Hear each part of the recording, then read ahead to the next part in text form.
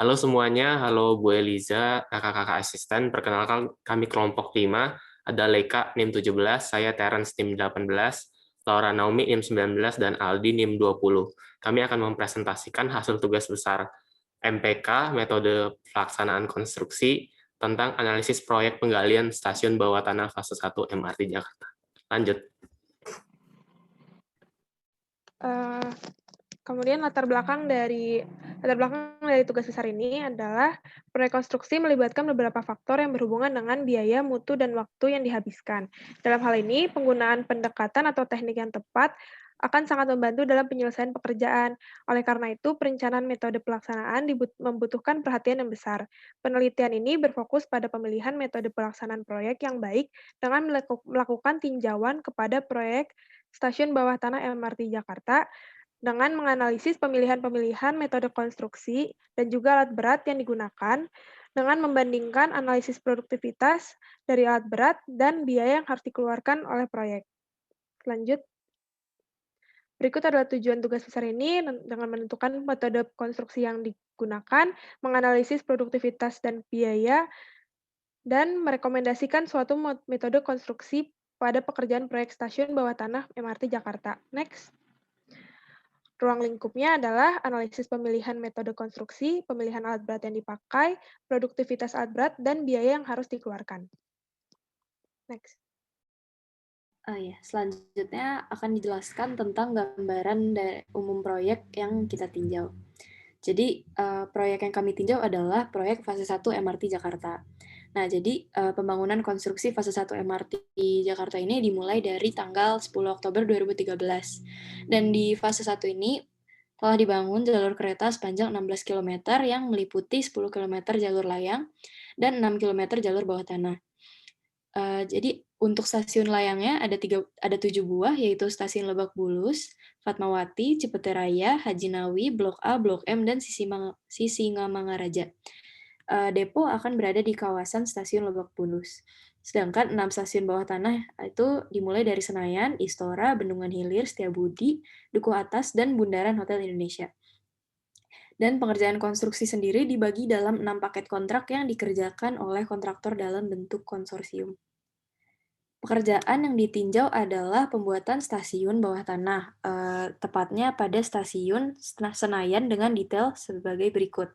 Kedalaman dari stasiun adalah 14 meter, panjang dari stasiun sekitar 200 meter, dengan lebar diperkirakan 19 meter. Jadi dari dimensi-dimensi yang didapatkan, diperkirakan bahwa volume galian tanah adalah sekitar 53.200 meter kubik dengan ilustrasi yang dapat dilihat pada layar. Selanjutnya tentang alternatif metode. Lanjut.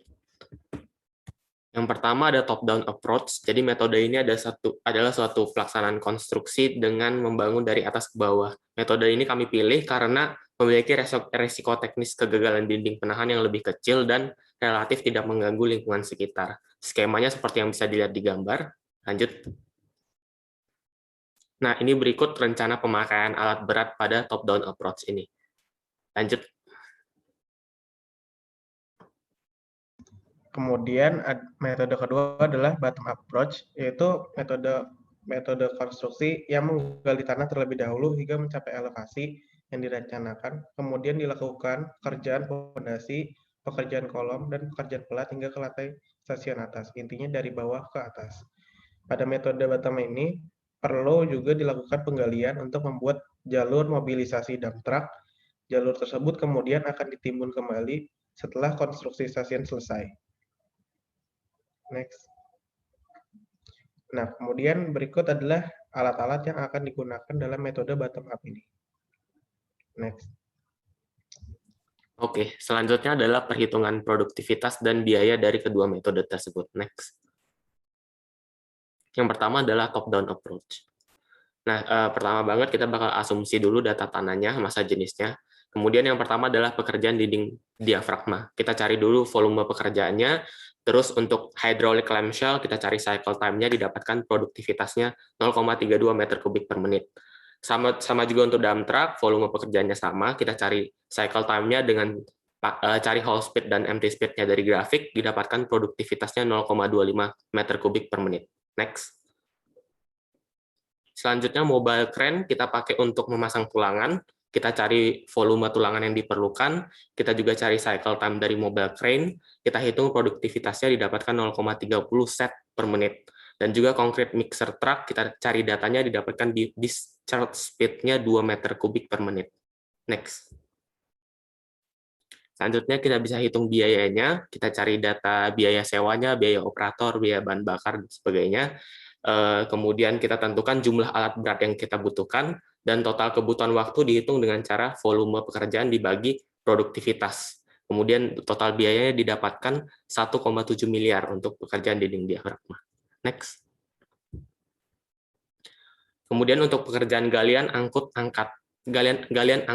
angkut tanah, sama kita cari volume pekerjaan yang dilakukan, kemudian untuk ekskavator kita cari cycle time-nya didapatkan produktivitasnya 4,86 meter kubik per menit, untuk clamshell ekskavator produktivitasnya 3,18 meter kubik per menit. Next. Untuk dump truck sama seperti yang tadi 0,25 meter kubik per menit. Next. Untuk perhitungan biayanya, langkahnya sama, didapatkan total biaya untuk pekerjaan ini adalah 4 miliar. Next.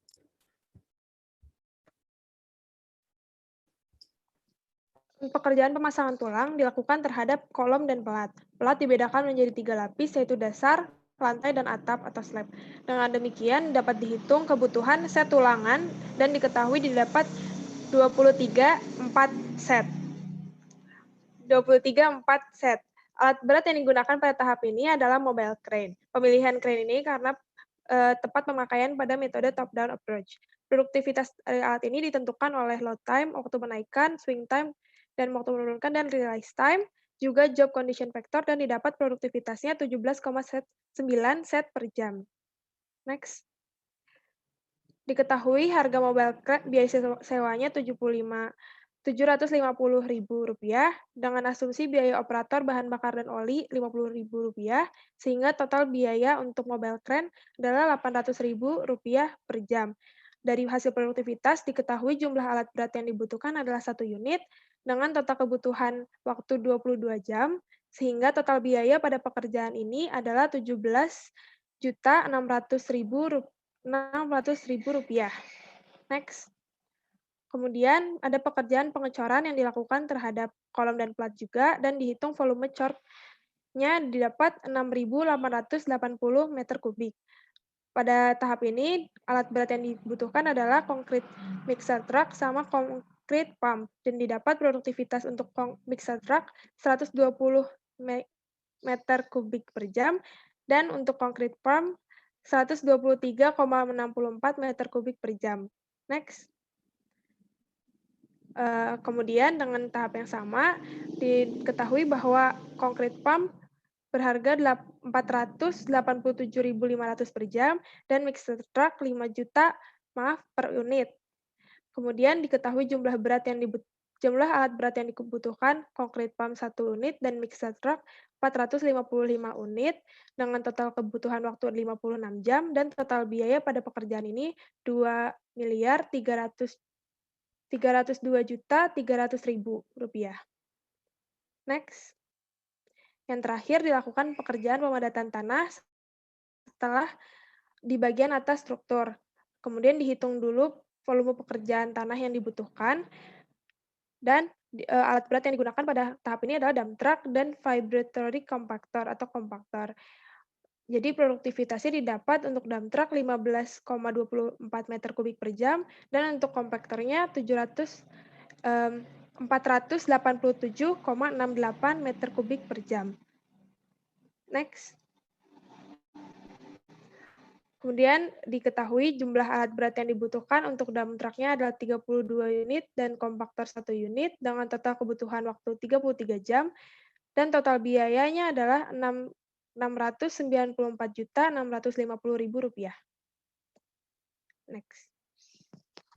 Oke, untuk pekerjaan dinding diafragma ini kurang lebih hampir sama dengan metode top down. Untuk pertama kita mencari produktivitas dari hydraulic clamshell dan drum truck. Produktivitasnya dua-duanya sama dengan yang di metode top down. Kemudian perbedaannya adalah Next, kita menggunakan tower crane sebagai pengganti mobile crane. Produktivitasnya adalah 0,79 set per menit, dan concrete mixer truck-nya discharge speed-nya adalah 2 meter kubik per menit. Kemudian biaya pekerjaan dinding diafragma, jumlah alat beratnya adalah hydraulic clamshell 1 unit, dump truck 2 unit, mixer truck 203 unit, dan tower crane 1 unit. Total kebutuhan waktu 216 jam kira-kira, dengan total biaya 1.875 juta. Kemudian pekerjaan dewatering, saat menggali tanah kira-kira akan ada permukaan air tanah dalam tinggi yang lebih tinggi dari elevasi rencana. Didapatkan bahwa jumlah alat watering pump ini butuh 1 unit dengan total kebutuhan waktu 108 jam dengan total biaya adalah 59.375.000.